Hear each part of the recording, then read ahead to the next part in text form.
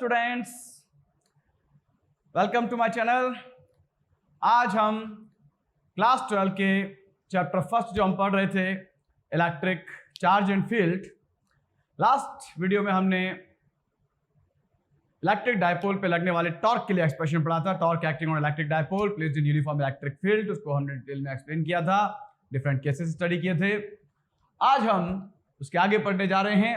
अगला जो टॉपिक है हमारा वो है work done in rotating an electric dipole in uniform electric field. तो इलेक्ट्रिक डायपोल हम जानते हैं, पढ़ चुके हैं, क्या होता है। A system of two equal and opposite charges placed very close to each other is called electric dipole. और डायपोल के दोनों चार्जेस को जॉइन करने वाली लाइन को बोलते हैं डायपोल एक्सिस। दोनों चार्जेस के बीच का डिस्टेंस जो डायपोल लेंथ कहलाता है उसको 2a से डिनोट करते हैं। सारे डिस्टेंस मेजर करते हैं डायपोल के सेंटर से। डायपोल मोमेंट हमने पढ़ा था लास्ट टर्म पे, डायपोल मोमेंट को डिनोट करते हैं P से, और P इक्वल टू फॉर्मूला हमने पढ़ा था Q इंटू 2a, जहाँ Q था डायपोल के किसी एक चार्ज का मैग्नीट्यूड और 2a डायपोल लेंथ यानी दोनों चार्जेस के बीच का डिस्टेंस। डायपोल मोमेंट P एक वेक्टर क्वांटिटी होती है जिसकी डायरेक्शन होती है from negative charge to positive charge. Last term पे हमने एक्सप्रेशन पढ़ा था टॉर्क का, तो टॉर्क का एक्सप्रेशन हमने डिराइव किया था लास्ट टर्म पे, वो ये आया था tau equal to P sine theta. तो इस एक्सप्रेशन को आप डायरेक्ट याद रखिएगा, tau equal to P sine theta. आज इसके आगे इसकी जरूरत आज भी पढ़नी है, तो अपन आज का लेक्चर स्टार्ट करते हैं। तो work done in rotating an electric dipole in uniform electric field. तो देखिए भाई क्या है, मान लिया हमने let an electric dipole of dipole moment P। मान लिया कि इलेक्ट्रिक डायपोल है जिसका डायपोल मोमेंट P है, is placed in a uniform electric field of intensity capital E। एक यूनिफॉर्म इलेक्ट्रिक फील्ड में रखा है जिसकी इंटेंसिटी कैपिटल E है, और कैसे रखा है, making an angle theta with the direction of electric field. तो अगर ऐसा है तो उस पर टॉर्क लगेगा, और कितना टॉर्क लगेगा वो अपन लिख देंगे। Then torque acting on the dipole will be, और फॉर्मूला लिख देंगे tau equal to P sine theta, और उस इक्वेशन 1 दे देंगे। Any doubt? अब हमें निकालना क्या है, वर्क डन। वर्क डन के हम जो फॉर्मूले जानते हैं क्लास 11 से, एक होता है ट्रांसलेटरी मोशन, उसमें जब हम फोर्स लगाते हैं बॉडी पर तो बॉडी का लीनियर डिस्प्लेसमेंट होता है। तो वर्क डन का फॉर्मूला हमने पढ़ा था फोर्स इनटू डिस्प्लेसमेंट। ये कब होता है, जब फोर्स कांस्टेंट हो। यही कांस्टेंट फोर्स ना हो कि अगर वेरिएबल फोर्स हो तो फिर वर्क डन निकालने का तरीका ये होता है, पहले स्मॉल डिस्प्लेसमेंट dx के लिए अपन वर्क डन निकालते हैं, तो dw equal to F dx, small displacement dx के लिए। And then total work done निकालने के लिए अपन क्या करते हैं, इसका इंटीग्रल कर देते हैं, इंटीग्रेशन ऑफ एफ dx, और उसमें लिमिट रखते हैं x की x1 एंड x2। तो ये तरीका था वर्क डन का ट्रांसलेटरी मोशन में। अगर कांस्टेंट फोर्स है तो फोर्स इनटू डिस्प्लेसमेंट, और अगर वेरिएबल फोर्स है, वेरिएबल फोर्स कौन से होते हैं, जिनकी वैल्यू पोजीशन के साथ चेंज होती है, तो वो फंक्शन होते हैं x के पोजीशन के। तो उस कंडीशन में हमें टोटल वर्क डन इकट्ठा नहीं निकलता, तो अपन काम इंस्टॉलमेंट्स में करते हैं। पूरे डिस्प्लेसमेंट को कई स्मॉल डिस्प्लेसमेंट डिवाइड करेंगे dx में, और उनके किए गए स्मॉल वर्क डन dw निकाल के फिर उनको इंटीग्रेट करके टोटल वर्क डन आता है अपना। अब यहां पर लेकिन हमें ट्रांसलेटरी मोशन नहीं करना, यहाँ work done in rotating in electric dipole. Dipole को क्या करना है, रोटेट करना है। अब रोटेशन मोशन में क्या होगा, वर्क डन का formula W equal to force की जगह जाता है टॉर्क टाउ, और डिस्प्लेसमेंट कौन सा हो जाता है, एंगुलर डिस्प्लेसमेंट। तो वर्क डन इक्वल टू क्या होता है, torque into angular displacement. Rotation motion में यहाँ रोटेट ही करना है हमको। अब इसके लिए ये कब होगा, जब टॉर्क आपका कांस्टेंट हो। कांस्टेंट टॉर्क के लिए work done equal torque into total angular displacement theta. लेकिन अगर ये टॉर्क कांस्टेंट ना हो के वेरिएबल हो, तो वेरिएबल टॉर्क कौन सा होगा, जिसकी वैल्यू डिपेंड कर रही है किस पे, वहां पोजीशन पे डिपेंड कर रही थी, यहां डिपेंड करेगी एंगल पे। जैसे यहां पे आप देख सकते हैं torque tau equal to P sine theta, तो डिपेंड किस पे कर रहा है, थीटा पे। मतलब अब आपको जरा सा भी हिला दिया हमने तो थीटा चेंज हो जाएगा, तो टॉर्क चेंज हो जाएगा। मतलब जो टॉर्क है वो कैसा है, वेरिएबल है। और वेरिएबल टॉर्क के लिए किया गया वर्क डन बिल्कुल इसी तरह से निकालेंगे जैसे कि आपने वेरिएबल फोर्स के लिए किया गया वर्क डन निकाला था। पहले अपन स्मॉल डिस्प्लेसमेंट डी थीटा के लिए स्मॉल वर्क डन निकालेंगे dw, तो dw इक्वल टू होगा tau into d theta, and then total work done निकालने के लिए इंटीग्रेट कर देंगे, तो w integration of tau into d theta, और वहां लिमिट रखी थी x की, क्यों विद रिस्पेक्ट टू x हो रहा था, या विद रिस्पेक्ट टू थीटा हो रहा है इंटीग्रल, तो लिमिट थीटा की रखेंगे between theta 1 to theta 2। Clear है कि नहीं? तो ये कंसेप्ट यहां पर अपन यूज करेंगे। तो सबसे पहले तो आपने क्या माना कि let an electric dipole of dipole moment P is placed in a uniform electric field of intensity capital E, making an angle theta with the direction of electric field, then torque acting on the dipole will be, और ये expression लिख दिया tau equals to P sine theta. अब यहाँ पे इतना तो समझ में आ ही रहा है कि साइन थीटा लगा पीछे थीटा लगा, मतलब टाउ फंक्शन किसका है, थीटा का, मतलब टॉर्क की वैल्यू कांस्टेंट नहीं है, थीटा पर डिपेंड कर रही है, मतलब वेरिएबल है टॉर्क। और जब टॉर्क वेरिएबल है तो उसके द्वारा किया गया वर्क डन अगर हमें निकालना है रोटेट करने में, तो हम क्या करेंगे, हम इस फॉर्मूले का यूज करेंगे। तो पहले स्मॉल डिस्प्लेसमेंट डी थीटा के लिए small work done D W निकालेंगे, ठीक है ना। तो work done in rotating the dipole through small angle d theta, through small angle d theta will be, तो डायपोल को स्मॉल एंगल डी थीटा से रोटेट करने में किया गया वर्क डन जो होगा वो small work done D W होगा, and work done D W equals to क्या होगा, तो torque tau into angular displacement D theta, small displacement है डी थीटा, इसके लिए स्मॉल वर्क डन निकाल लिया D W, and torque tau की वैल्यू इक्वेशन 1 से हम पुट कर सकते हैं, तो और we can write d W equals to torque tau की वैल्यू इक्वेशन 1 में क्या थी, पी साइन थीटा, तो P sine theta into d theta, ये आ गया हमारा स्मॉल वर्क डन डी डब्ल्यू। Any problem? अब ये तो आया स्मॉल वर्क डन, निकालना हमको टोटल वर्क डन है, total work done in rotating dipole through angle theta with the direction of electric field, मतलब इलेक्ट्रिक फील्ड की डायरेक्शन कौन सी होती है, मतलब जो dipole parallel to electric field, theta equal to 0, वहां से डायपोल को घुमा के किसी एंगल थीटा तक लाने में किया गया टोटल वर्क डन अगर अपने को निकालना है, तो वो टोटल वर्क डन ऐसे कई स्मॉल डिस्प्लेसमेंट्स में किए गए स्मॉल वर्क डन के सम के इक्वल होगा। और छोटी छोटी चीजों का सम करने के लिए बड़े बच्चे क्या करते हैं, इंटीग्रल, डायलॉग याद रखना, छोटी छोटी चीजों का सम करने के लिए बड़े बच्चे क्या करते हैं, इंटीग्रल। तो यहां पर भी आप देख सकते हैं अपन ने small angular displacement D theta के लिए small work done D W निकाल लिया। अब टोटल वर्क डन निकालना है हमको डायपोल को इलेक्ट्रिक फील्ड की डायरेक्शन थीटा इक्वल टू 0 से एक एंगल थीटा तक घुमाने में किया गया वर्क डन। क्लियर है कि नहीं? तो इस बात को ऐसे लिखेंगे, therefore work done in rotating the electric dipole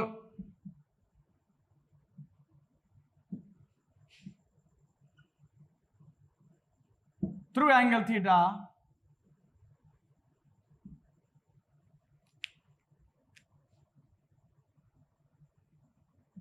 with the direction of electric field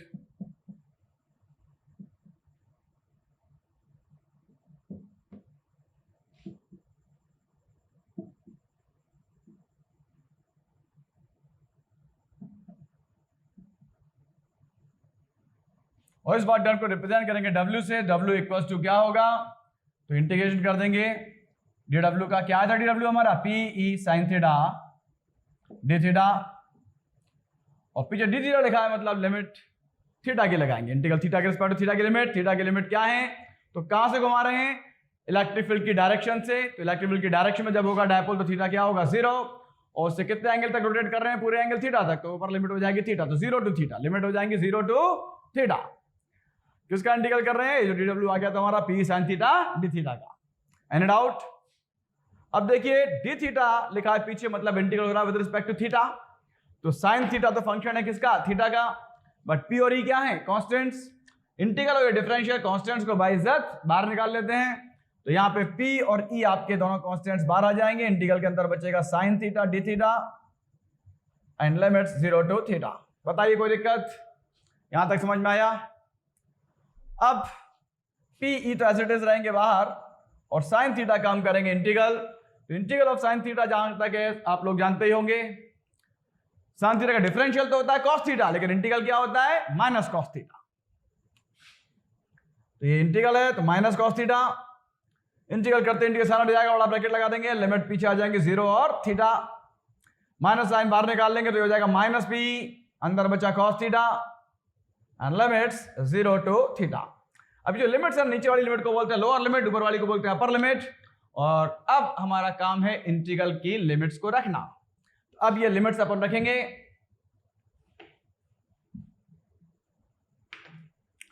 तो W इक्वल टू चल रहा है work done, minus P already बाहर है, और अब वक्त आ गया लिमिट रखने का, तो थीटा की लिमिट थीटा की जगह लिखी जाएंगी, पहले कॉस थीटा की जगह upper limit theta minus cos theta की जगह लोअर लिमिट 0 और W इक्वल्स टू ये हो जाएगा माइनस PE ब्रैकेट में cos theta and minus cos 0 अपन जानते हैं क्या होता है 1। क्लियर है कि नहीं? तो अब आगे अपन क्या करेंगे, देखिए ये माइनस साइन जो बाहर लगा है इसको अंदर ले जाएंगे तो अंदर का ऑर्डर चेंज हो जाएगा, W इक्वल टू हो जाएगा PE माइनस अंदर लेगा तो अंदर का ऑर्डर चेंज हो जाएगा 1 minus cos theta. This is the formula. ये आ गया रिक्वायर्ड फार्मूला वर्क डन का। कौन सा वर्क डन आ गया? ये work done in rotating electric dipole in uniform electric field. ये एक्सप्रेशन है, कैसे याद रखना ही है और क्या आया बहुत जोर से याद रखना है। फार्मूला न्यूमेरिकल्स में भी काफी यूज होगा, जब भी वर्क डन निकालना होगा तो वर्क डन का फार्मूला हो गया W equal to PE bracket में 1 माइनस कॉस थीटा।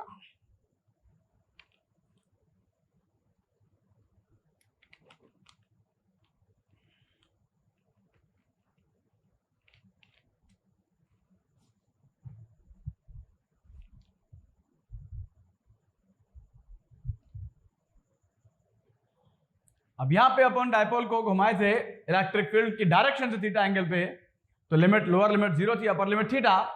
अब यहीं पे एक नोट लिखा देता हूं मैं कि अगर मान लो डायपोल ऑलरेडी किसी एंगल थीटा 1 पे है और वहां से उसे किसी एंगल थीटा 2 तक घुमा रहे हैं तो उसके लिए क्या गया वर्क डन कैसे निकालेंगे? याद रखना work done in rotating an electric dipole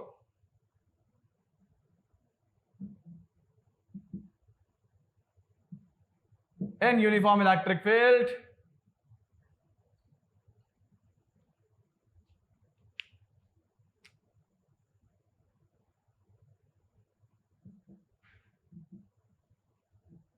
from angle theta 1 to angle theta 2 इस वर्क डन के लिए W इक्वल्स टू फार्मूले में P तो रहेगा आगे और ब्रैकेट में हो जाएगा cos theta 1 minus cos theta 2। Clear है कि नहीं? ये भी फार्मूला वर्क डन का। ये कब यूज होगा? जब डायपोल इलेक्ट्रिक फील्ड की डायरेक्शन में ना होके उसके साथ ऑलरेडी किसी एंगल थीटा 1 पर है और वहां से हम डायपोल को किसी अदर पोजीशन थीटा 2 तक घुमाने के लिए वर्क डन कैलकुलेट करना चाहते हैं तो इस फार्मूले का यूज कर लेंगे W equal to P bracket में cos theta 1 minus cos theta 2। तो ये क्या है note? Work done in rotating an electric dipole in uniform electric field from angle theta 1 to angle theta 2 is क्या formula W equal to PE bracket में cos theta 1 minus cos theta 2। ये दोनों मैंने expression निकाली है work done के, एक electric field की डायरेक्शन से थीटा एंगल तक घुमाने में किया गया वर्क डन। ये फार्मूला डायरेक्ट याद रखना W equal to PE bracket में 1 माइनस cos थीटा।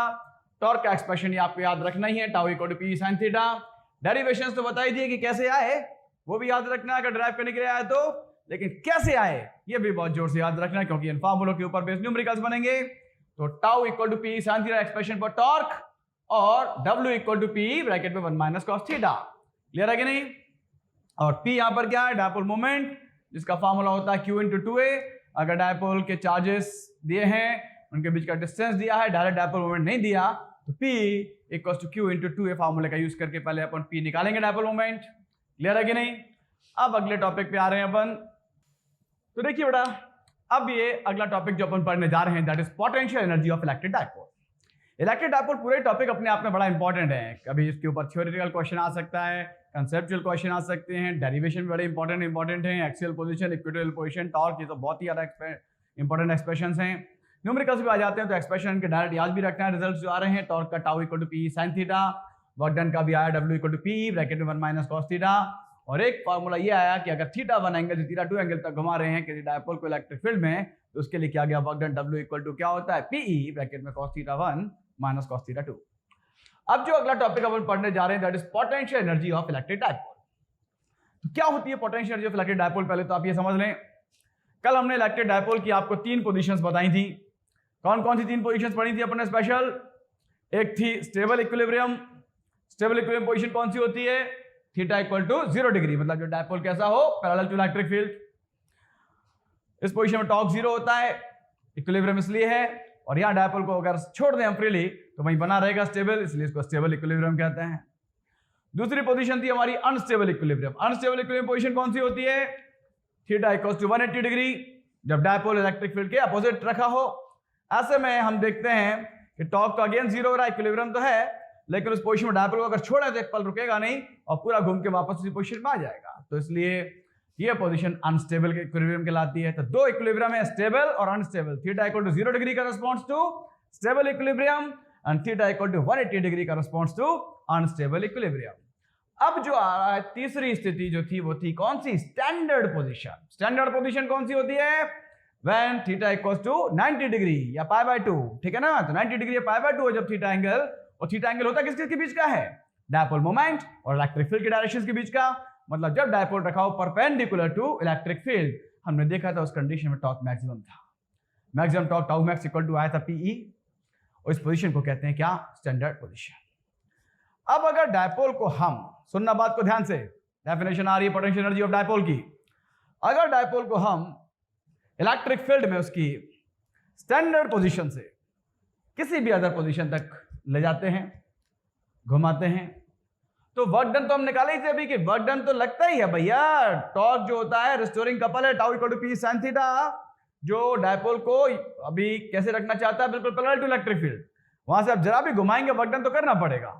तो स्टैंडर्ड पोजीशन में जो डायपोल उस वक्त टॉर्क मैक्सिमम लग रहा होगा, और उस टाइम पे उसको वहां से किसी भी एंगल तक घुमाएंगे तो जो वर्क आप करेंगे वो वर्क डन जो है वो पोटेंशियल एनर्जी कहलाएगी। किसकी? इलेक्ट्रिक डायपोल की। तो इलेक्ट्रिक डायपोल की पोटेंशियल एनर्जी कुल मिला के क्या हो गई? Work done. कौन सा वर्क डन? इलेक्ट्रिक डायपोल को इलेक्ट्रिक फील्ड में उसकी स्टैंडर्ड पोजीशन से किसी भी डिजायर्ड पोजीशन तक घुमाने में किया गया वर्क डन। ये तो बात हो गई अंग्रेजी में। अब इंग्लिश में सुनिए। अगर इंग्लिश में हम बोलेंगे तो कैसे बोलेंगे definition? Work done in rotating an electric dipole in uniform electric field from its standard position to any desired position is called potential energy of electric dipole, which is denoted by U. Potential energy of electric dipole denote करते हैं किससे? U से। समझा कि नहीं आया?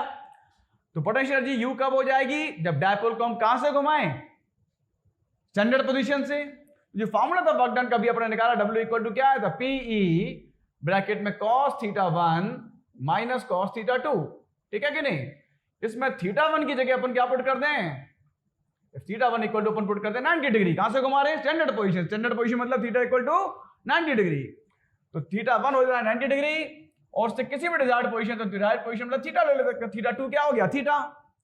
तो ऐसे में जो वर्क डन होगा ना, वही वर्क डन एक्चुअली क्या होगी? पोटेंशियल एनर्जी U हो जाएगी, यानी W की जगह U लिख सकते हैं। तो इसी एक्सप्रेशन से आप निकाल सकते हैं।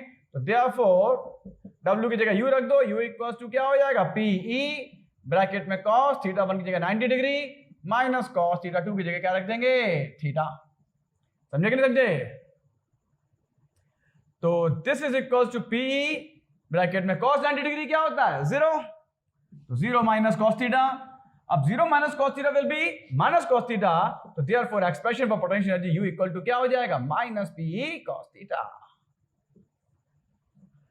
ये एक्सप्रेशन है potential energy of electric dipole का। कैसे निकाला वो भी समझ में आया, वो भी याद रख लेना। वैसे ज्यादा जोर से याद रखना ये है कि आया क्या, ठीक है ना? तो आया क्या?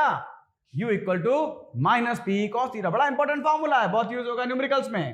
तो potential energy of electric dipole U equals to क्या होता है? Minus PE cos theta. और torque acting on electric dipole tau equal to क्या था? PE sin theta.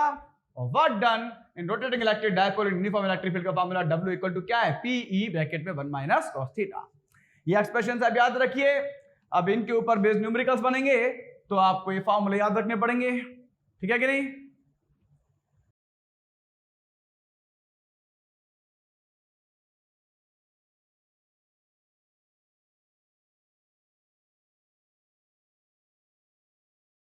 अब इसके भी देखिए हम स्पेशल केसेस देखेंगे।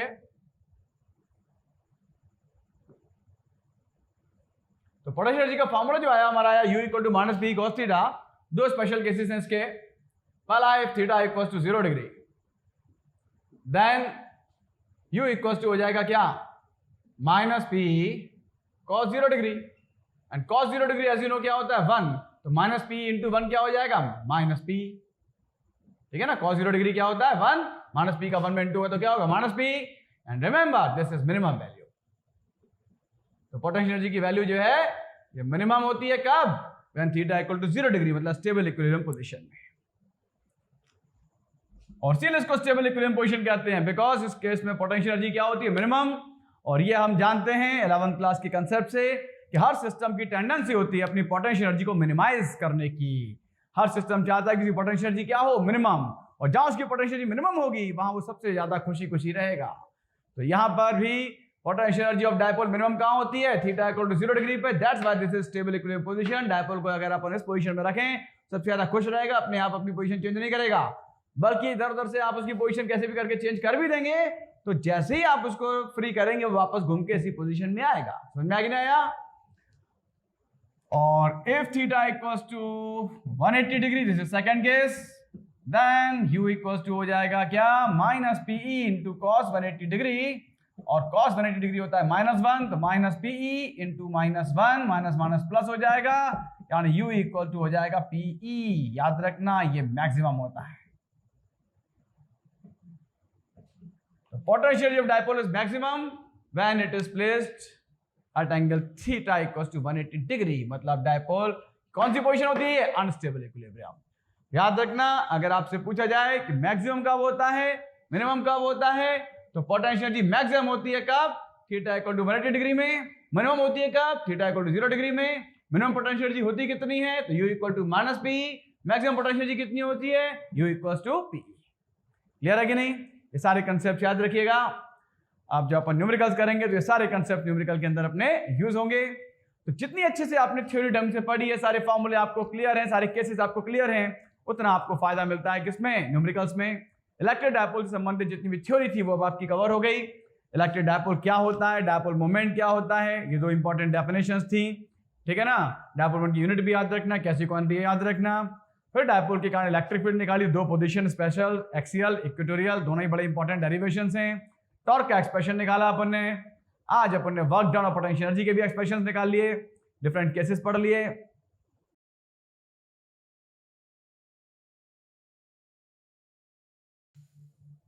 तो देखिए अब अपन इलेक्ट्रिक डायपोल के ऊपर बेस्ड कुछ न्यूमेरिकल्स करने जा रहे हैं।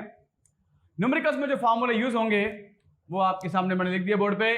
एक टॉर्क का expression tau equal to P sine theta, एक वर्क डन का expression W equal to PE bracket में 1 माइनस कॉस थीटा, एक U equal to minus P cos theta. Potential energy का है ये, जहां पी होता क्या, डायपोल मोमेंट, इसका फॉर्मूला अलग से चाहिए तो क्यू इंटू 2a। और कई बार मैक्सिमम टॉर्क पूछ लेते हैं, तो टॉर्क का एक्सप्रेशन तो ये है, लेकिन मैक्सिमम टॉर्क का डायरेक्ट ये लगा देंगे tau max equal to PE. Clear है कि नहीं? तो अपन आप लेते हैं क्वेश्चंस इसके ऊपर। तो देखिए स्टूडेंट्स, अब हम न्यूमेरिकल्स करने जा रहे हैं। पहला न्यूमेरिकल हमारा ये रहा, ध्यान से पढ़िए इसको, क्या लिखा है क्वेश्चन के अंदर, रीडिंग लेते हैं पहले। तो an electric dipole with dipole moment 4 into 10 to the power -9 coulomb into metre. ये डायपोल मोमेंट दिया है, तो डायरेक्ट डायपोल मोमेंट आपको दे दिया, यानी पी दे दिया आपको। तो गिवन में अपन लिख देंगे क्या दिया है भाई, ये डायपोल मोमेंट दिया है। डायपोल मोमेंट का इशारा अपन जानते हैं पी होता है, तो पूरा वर्ड्स में नहीं करना डायपोल मोमेंट, सिर्फ इसका सिंबल बनाना है। डायपोल मोमेंट को आइडेंटिफाई करते हैं पी से, तो पी बनाया। पी इक्वल टू कितना दिया है आपको पी दिया है 4 into 10 to the power -9 coulomb into metre. Clear है कि नहीं? फिर आगे आपसे कह रहे हैं इज अलाइंड एट 30 डिग्री with the direction of a uniform electric field. तो 30 डिग्री एंगल दिया, एंगल मतलब थीटा, थीटा हो गया 30 डिग्री, किसके साथ, यूनिफॉर्म इलेक्ट्रिक फील्ड का मैग्नीट्यूड दे रखा है। तो मैग्नीट्यूड ऑफ इलेक्ट्रिक फील्ड मतलब इंटेंसिटी ऑफ इलेक्ट्रिक फील्ड ई आपको दे रखी है 5 into 10 to the power 4 newton coulomb inverse. क्या फाइंड करने को बोला है, मैग्नीट्यूड ऑफ टॉर्क, यानी टाउ निकालना है आपको। क्लियर है कि नहीं? तो देखिए इस क्वेश्चन में P दिया है, E दिया है, थीटा दिया है, टॉर्क निकालना, डायरेक्ट फार्मूला लगा देंगे अपन। तो क्या होता है formula, tau equals to P sin थीटा। फॉर्मूले का यूज कर लेंगे। What is P? P is 4 into 10 to the power -9 into what is E? E is 5 into 10 to the power 4 into sine theta कितना है 30 डिग्री। फर्दर सॉल्व किया तो 4 into 5 into sine 30 होता है 1/2 और 10 की पावर -9 प्लस 4 यानी माइनस के 5 हो जाएंगे और 2 से 4 जाएगा 2 टाइम्स, 2 5 जा 10, तो 10 इंटू 10 टू द पावर -5 है कि नहीं, जिसको हम लिख सकते हैं 10 टू द पावर 1 -5 यानी -4 और टॉर्क यूनिट होती है newton into metre. Newton into metre कह सकते हैं, जूल कह सकते हैं। ये टॉर्क यूनिट आ गई। बताएं कोई दिक्कत? तो ये एक फार्मूला बेस्ड क्वेश्चन था। फॉर्मूला अपना use tau equal to P sine theta, सारा डाटा दिया था, पढ़ के अपन ने सीधे वैल्यूज पुट करी, आंसर निकल गया। ऐसे क्वेश्चन भी आ जाते हैं आपके एग्जाम में, 2 मार्क्स तक में आ सकते हैं। एनसीईआरटी की टेक्स्ट बुक प्रॉब्लम थी ये, ठीक है ना। तो क्वेश्चन समझ में आया। अब एनसीईआरटी की जो टेक्स्ट बुक प्रॉब्लम है उस जैसे क्वेश्चन कई बार थोड़ा सा डाटा चेंज करके दे देते हैं ताकि आप रट के ना चले जाओ, तो थोड़ा डाटा वाटा चेंज कर सकते हैं, यानी इस टाइप के क्वेश्चन भी आ सकते हैं। वेरी शॉर्ट आंसर क्वेश्चन में ज़्यादा बड़े नहीं आते, छोटे ही क्वेश्चन आते हैं, तो ऐसा क्वेश्चन भी आ सकता है। फॉर्मूला पता है तो आप कर सकते हैं। हाँ, बस न्यूमेरिकली फोबिया हो अगर आपको कि भाई न्यूमेरिकल से डर लगता है, न्यूमेरिकल देख के हाथ ही नहीं डालते उसके अंदर, तो बात अलग है, फिर आप ऐसा क्वेश्चन भी छोड़ के आ सकते हैं, ठीक है ना। ऐसा डर बिल्कुल दिमाग से निकाल दो, यही मेरी कोशिश है कि आपका न्यूमेरिकल्स के प्रति जो डर है वो निकालना। और हमारा जो कराने का तरीका होता है वो भी ऐसा ही होता है कि पहले थ्योरी में ही बहुत अच्छी तरीके से सब समझा देते हैं, सारे केसेस, सारे फॉर्मूले, और उसके बाद न्यूमेरिकल्स भी जब करने बैठते हैं तो पहले कौन से फॉर्मूले यूज होंगे वो लिख देते हैं साइड में, ताकि आपको पता हो कि कहाँ आपको इन्हीं फॉर्मूलों के बीच में अपना दिमाग लगाना है। और उसके बाद क्वेश्चन भी जब करते हैं तो तरीका अपना ये होता है फ्रॉम इजी टू हार्ड, ठीक है ना। तो धीरे धीरे अपने लेवल को बढ़ाएंगे। तो पहला क्वेश्चन जो आपका था एनसीईआरटी का डायरेक्ट क्वेश्चन था, फॉर्मूला बेस्ड, कोई दिक्कत बोलिए। तो देखिए स्टूडेंट्स, अगला क्वेश्चन अब आप देखते हैं। ये क्वेश्चन भी एनसीईआरटी की टेक्स्ट बुक प्रॉब्लम है, पिछले क्वेश्चन से थोड़ा सा टफ है लेकिन इजी है क्वेश्चन, ज्यादा टफ नहीं है। देखिए क्या है क्वेश्चन, अ सिस्टम हैज 2 चार्जेस, एक दिया है QA equals to 2.5 into 10⁻⁷ coulomb, and दूसरा QB इक्वल टू आपको दिया है -2.5 इंटू 10⁻⁷ कूलम, मतलब 2 चार्जेस है QA QB। कहाँ रखे हैं, located at points A point के कोऑर्डिनेट्स दे रखे हैं आपको 0 0 -15 सेंटीमीटर, एंड बी पॉइंट के कोऑर्डिनेट्स आपको जो दे रखे हैं ये बी है, एंड बी पॉइंट के कोऑर्डिनेट्स जो आपको दे रखे हैं वो है 0 0 प्लस 15 सेंटीमीटर रिस्पेक्टिवली। आपसे पूछा क्या क्या है, आपसे पूछा है what are the total charge, तो टोटल चार्ज पूछा है आपसे, एंड दूसरा पूछा है electric dipole moment of the system, system का टोटल चार्ज कितना होगा, सिस्टम का टोटल डायपोल मोमेंट कितना होगा, ये क्वेश्चन में पूछा गया आपसे। सबसे पहले क्वेश्चन को पढ़ा आपने, क्या क्या गिवन है, 2 चार्जेस गिवन है, QA गिवन है कितना 2.5 इंटू 10⁻⁷ कूलम, और QB गिवन है आपको कितना गिवन है QB, ये है -2.5 इंटू 10⁻⁷ कूलम। और ये दोनों चार्जेस हैं इक्वल एंड अपोजिट हैं, पास पास रखे हैं, डायपोल बन जाएगा ये। अब आपको सबसे पहले पार्ट में तो क्या पूछा है, टोटल चार्ज, तो टोटल चार्ज तो सीधे ऐड कर देंगे अपन।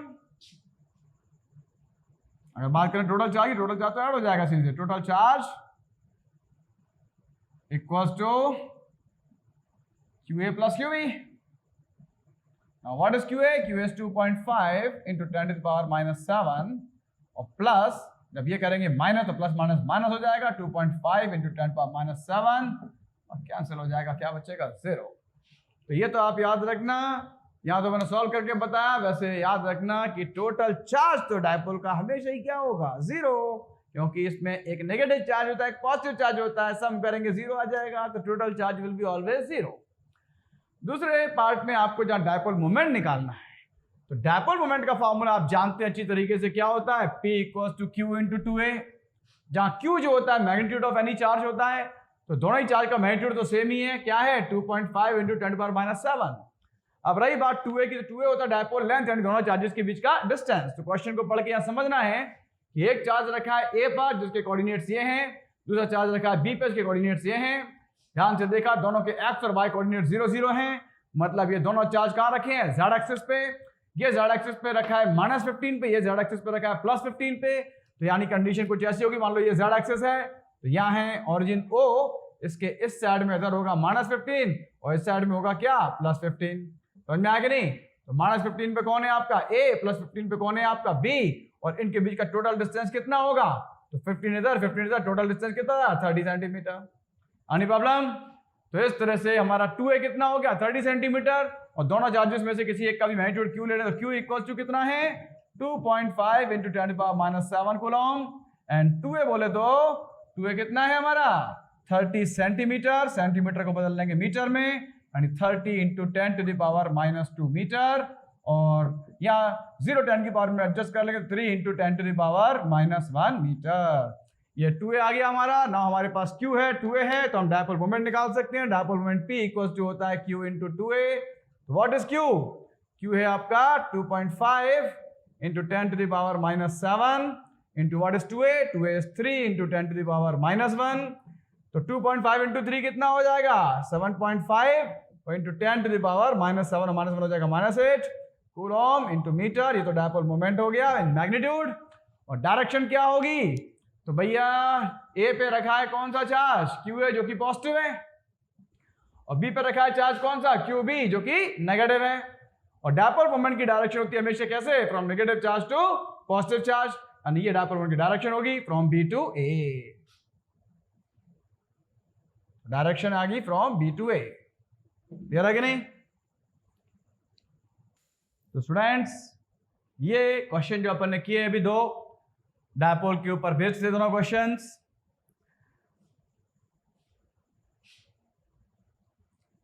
अब ये फॉर्मूले जो आपको बताए हैं ये याद रखिएगा। एक्सियल पोजीशन इक्वेटोरियल पोजीशन के फॉर्मूले भी इसमें अगर अपन ऐड कर दें तो टोटल जो फॉर्मूले हैं 5-7 फॉर्मूले, ज्यादा बड़े फॉर्मूले नहीं हैं, इजी फॉर्मूले हैं। अगले टर्न पे अपन कुछ न्यूमेरिकल्स और करेंगे इसके आगे, तो इसके लिए ये फॉर्मूले, ये थ्योरी, ये कंसेप्ट आज बताएं याद रखना जरूरी है। आज के लिए इतना ही।